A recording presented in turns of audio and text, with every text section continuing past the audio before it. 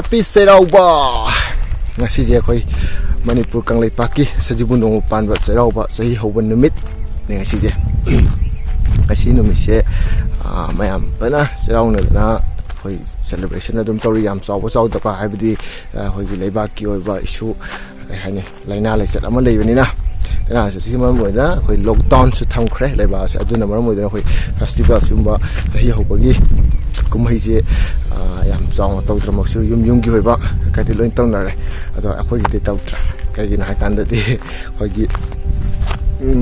condition khalai ra yum gi aduna ne ai se yum da sum tom da sum leiba do sum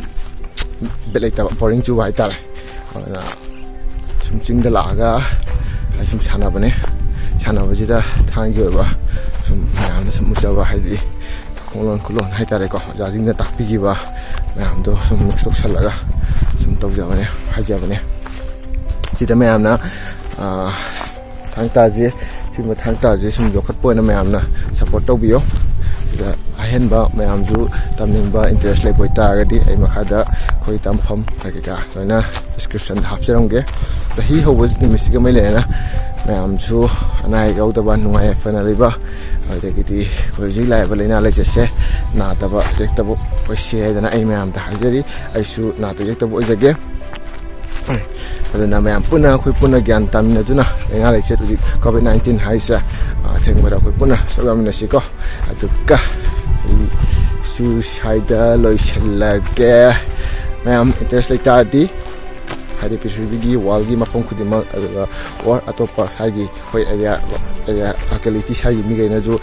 adum tamning ba leita ga di thang ta je ai description hapcharam ge na ai sangstan hai ta di ai academy thang ta tambam hai ta ga di Sanon Temple